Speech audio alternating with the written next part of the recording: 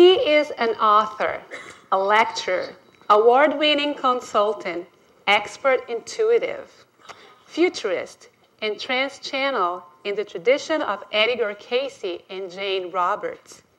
He is well known in the field of parapsychology. He co-authored with Ron Henry, Doctor of Chiropractic, The Future Healer, Spirit Communication on Healing. He also authored Spirit Communication, The Soul's Path, a landmark book on the topic of channeling. Shirley MacLaine calls it the clearest and most comprehensive book on the phenomenon of channeling she's ever read. And we'll be having a book signing tonight right here on this stage after his talk.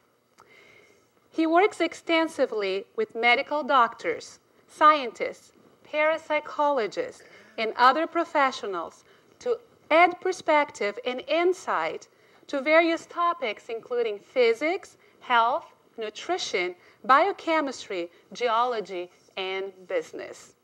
As an award-winning film consultant, his work is featured in books and throughout the media, both nationally and internationally. He's appeared on the Oprah Winfrey, Good Morning America, and CNN's Crossfire. Shirley MacLaine features his abilities in her latest book, Saging While Aging, and in her best-selling books, Out on a Limb, Dancing in the Light, and It's All in the Playing. He was both a consultant and talent in the ABC television miniseries Out on a Limb. He has served as faculty at the Association for Research and Enlightenment, the ARE, the Center for Applied Intuition, Findhorn Foundation, Interface, Intuition Network Mystery School, Learning Annex, Lily Dale Assembly, Omega Institute, Philosophical Research Society, Science and Consciousness Conference, and Whole Life Expos. He's well known and respected for his balanced and integrated worldviews. He provides experiences that touch and change people's lives. His life work is dedicated to bridging the gap between science and spirituality. Ladies and gentlemen, let's welcome Kevin Ryerson.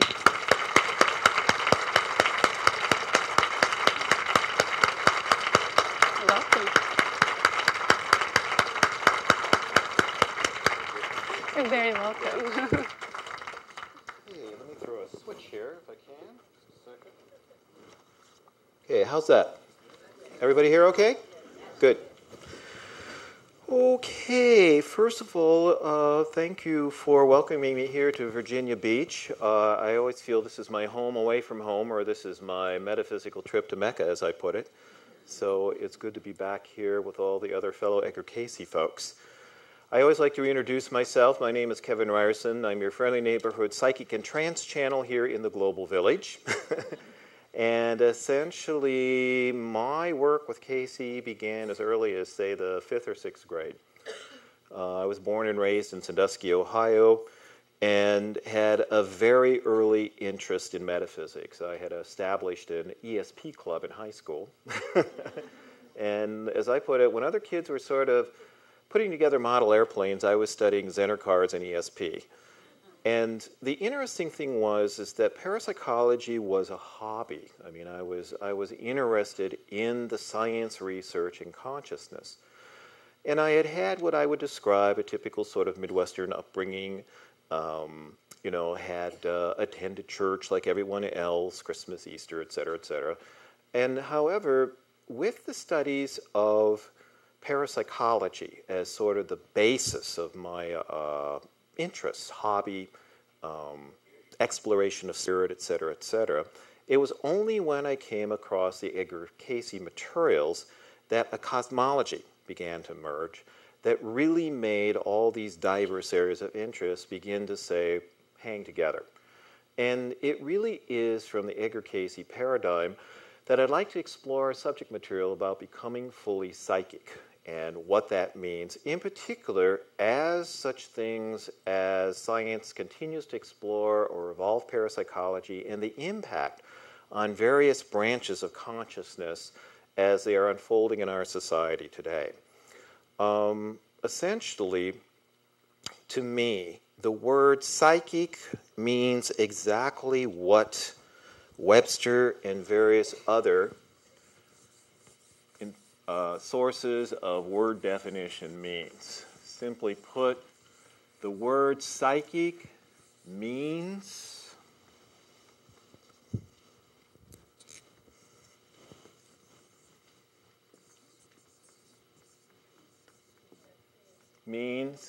of the mind. Need a darker color. Okay.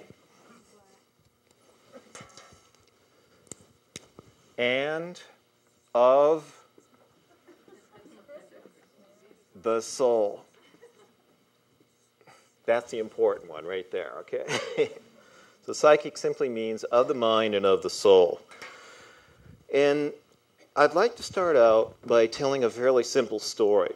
A good friend of mine, Dr. Jeffrey Mishlove, has a PhD in parapsychology from Berkeley University.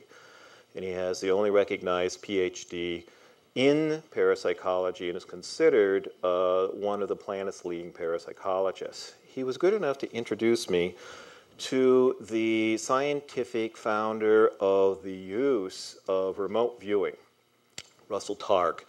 And when we went out to visit, Jeff sometimes likes to bring people together to sort of see what's going to happen synergistically. And we're sitting there, we're having some lunch in Russell's home, and all of a sudden it began to dawn on me, after about an hour, big intuitive, that there may be something else a little bit going on here. And so I asked him, I says, is there something else you would like to explore? He says, well, he said, I had a friend pass over recently to the other side, and I was wondering if you knew methods of contacting this friend. I says, well, you're describing traditional mediumship. And he said, yes. And I said, it surprises me that perhaps, have you thought of setting up a model, through remote viewing for contacting your friend, because it's a phenomenon of energy and consciousness. And he laughed and he says, to tell you the truth, he said, as much as I have worked with the science of remote viewing, the seeing of objects at a distance, clairvoyance, if you will, he said, the idea of suddenly seeing my lifelong friend standing at the end of the bed like at midnight or something just makes me nervous, so I'll get out. And so I thought, what a wonderful opportunity to sort of explore, a very pure intellect who had designed the scientific criteria for what is considered to be the major breakthroughs made by Stanford Research International, our largest think tank, and had developed the boundaries of military exploration of remote viewing. And I asked him, I said, well, how far have you taken remote viewing? And he said, I feel that I have been able to extend my mind, he says, through what is knowable to the universe, to be able to touch a form of consciousness, he says, that I feel is universal. But he says, I have yet to completely bridge to that consciousness to know that there is the divine. And in this way, to me, here are two of our premier scientific intellects, Dr. Jeffrey Mishlove and Russell Targ, who have laid the foundation for modern parapsychological research. And fundamentally, it's almost as though that the quality of the psychic, that is of the mind, can take you right up to that point in the creation picture of where God has just created Adam, just like you see in the Sistine Chapel. But I think it takes that leap to the perspective of the soul as the agency to which we are already bound to the divine spark that's in every one of us to complete the journey. In other words, I think that just as Casey said, the spirit is the life, the mind is the builder, and the physical is the result. And that what Russell Targ was looking for was that final spark, that final leap in consciousness.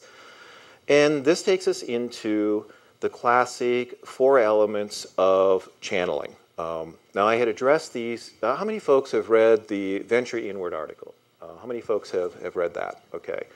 Now, you might want to pick up copies of the Venture Inward because, in a way, some of the maps I'll be talking about here today about trance, altered states, and meditation are contained within that article, but I will be re-emphasizing them in the larger context of the soul, if you will. But within there are 4 types of channeling. One, and the oldest is the channeling of energy. It is simply the channeling of chi, ki, energy, or life force. Okay, and this is generally used for healing, either the physical, healing the mind, and or raising consciousness in relationship to awareness of the divine spark or the soul. The laying on of hands is worked with simply by people who are healers and or when you begin to see the energy field surrounding the body called the aura. The second oldest is the discernment of ancestral intelligence. These are simply put spirit guides and teachers. Spirit guides and teachers essentially are people who you have known in other lifetimes. They share karma, such as yourselves. And so therefore, they have a psychic link to you when they offer you guidance and insights. All the world's great religions have this principle of ancestral intelligence. In Africa, in the Yoruba tradition, what we refer to in English as gods and goddesses, they think of as ancestors, that you are a child of Chango because you are descended from Chango. So therefore you have a certain type of personality. You have an assertive personality. You take aggressive leadership positions, so you would rise to a certain position in that society when you are identified as being a child of Chango. Or you are a daughter of Oshun, who's sort of the Aphrodite of the Yoruba tradition, per se. So therefore, you would negotiate from your heart. You negotiate from the fundamental principle of love and less from an aggressive stance, etc., etc.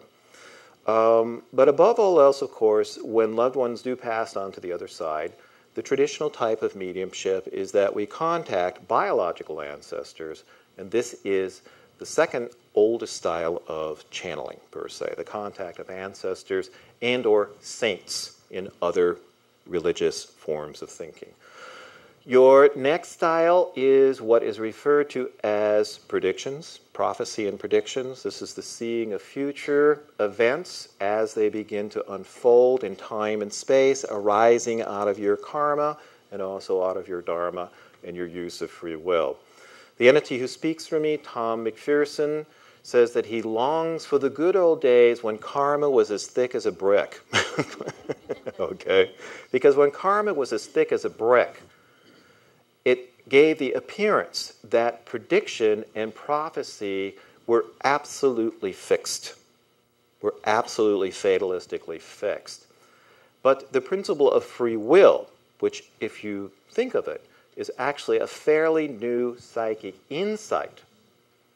And the idea of creating our own reality, that the mind is the builder, is a fairly radical insight when you consider how long principles such as democracy, to which it is intertwined with, and the idea of the creation of the personal reality out of free will choices that we make rather than out of fixed perspectives of karma.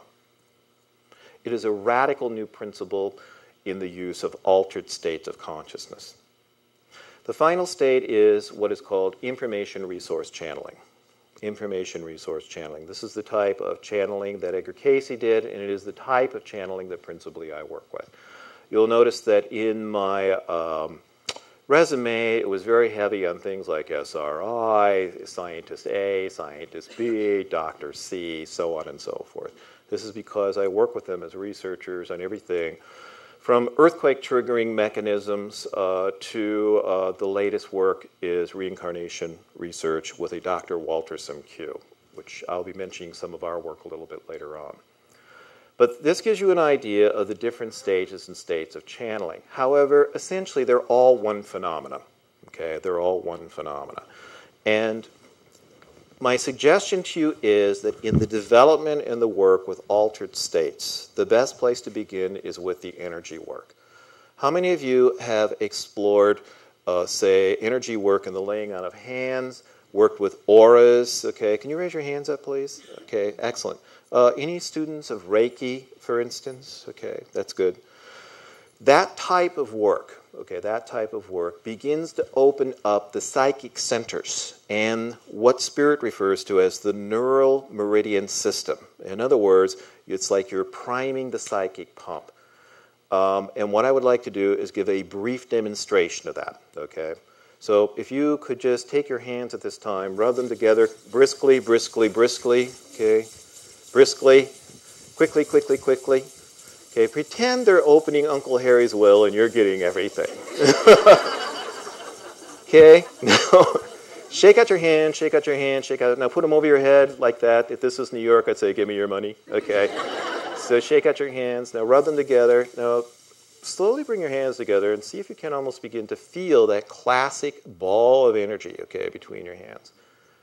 Okay, can you sort of sense that? Okay, now what I want you to do is close your eyes and just breathe. Just meditate. Just breathe. And see if you can't almost begin to continue to feel that energy.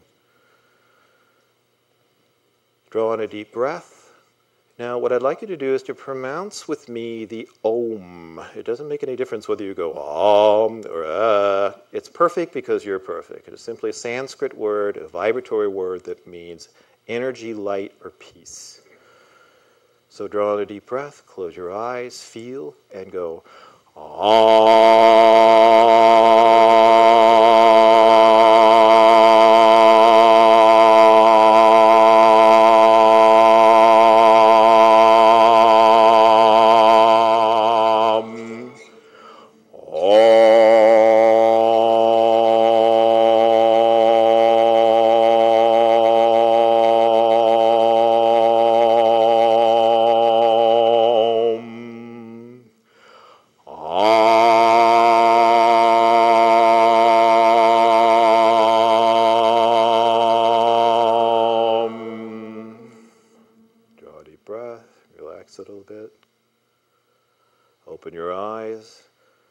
people felt an increase in the energy between their hands during the Om? Raise your hands up, please, high up, okay? Now, very quickly, turn to the person sitting next to you and just say, hello. Okay, now describe to them the energy sensation you went through. Just describe to them very quickly the energy sensation. What did it feel like?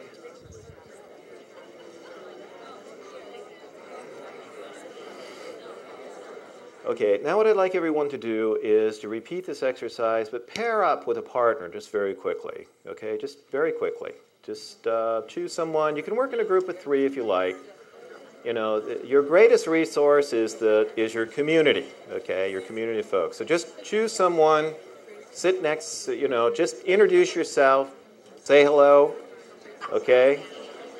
All right. Now, just turning towards that person, rub your hands together, rub your hands together, rub your hands together, rub your hands together. That's it, okay. Now, separate your hands, feel like that ball of energy, okay. Now, face the other person sort of patty cake-like fashion, okay, and sort of feel that person's energy flowing through there, okay. So you can work in groups of 3, however it's comfortable, okay. So just that's it. Just, you know, just work off of each other's energy field as need be. Okay, so, okay, now just close your eyes, breathe deeply, and pronounce the Om.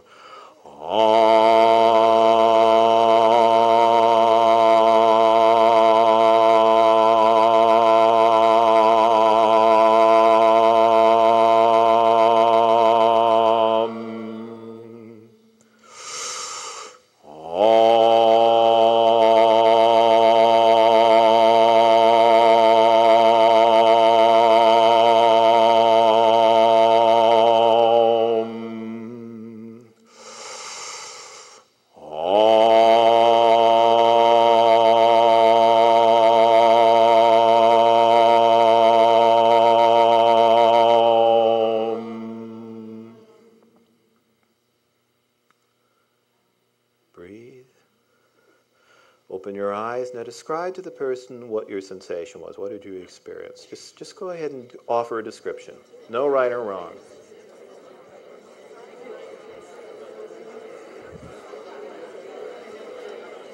Okay, how many folks felt sort of an increase in your partner's energy field when you were working on that? Raise your hands, high up, high up. Excellent, excellent, okay. We know that when we exercise or when we jog and we raise our cardiovascular system, we're looking for the burn, okay, quite literally.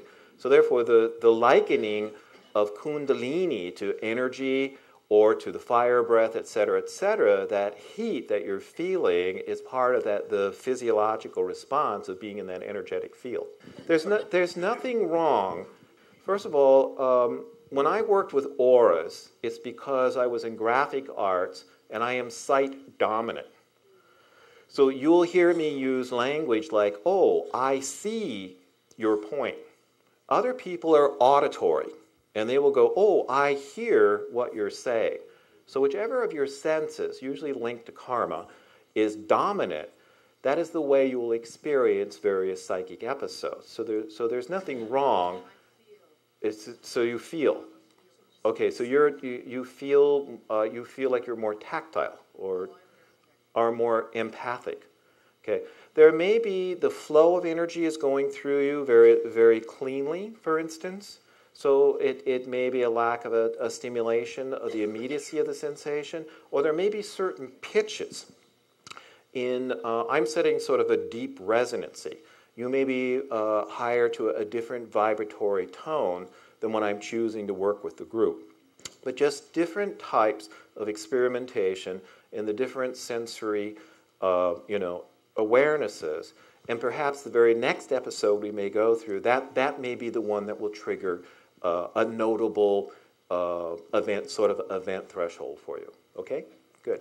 Yes? Can you talk a little bit more about what the neural meridian system is? Yes, the neural meridian system is a term that's spirit identified for acupuncturists, people working with kundalini, to show that there is a bridge between chi and physiology.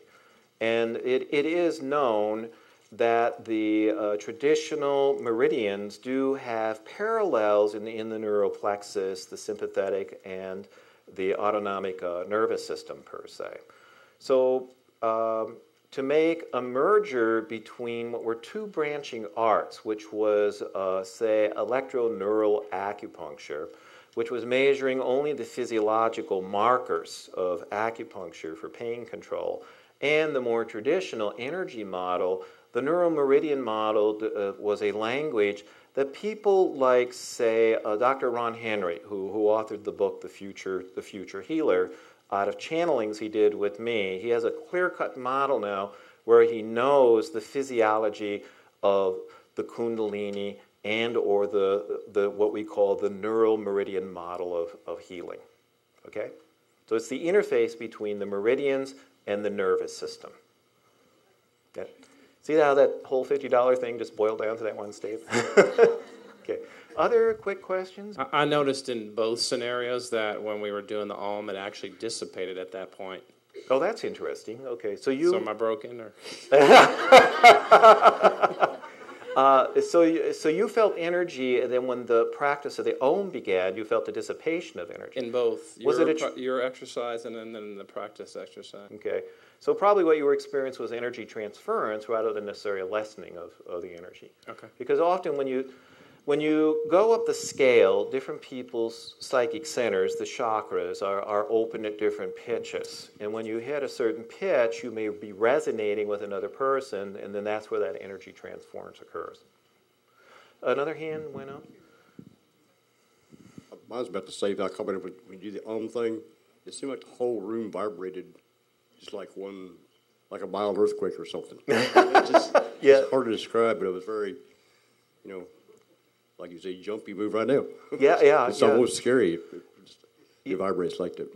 Yes, there's actually what's interesting about the acoustics that stimulates the kundalini. It's not unusual that sometimes it's not a swoon. It's almost like a readjustment of your physicality to a new dimensional state that you're beginning to expand into. It's not unusual for sometimes people to begin to move into a more clairvoyant state and begin to, as we were describing, start seeing colors, sensing other dimensions, etc., etc.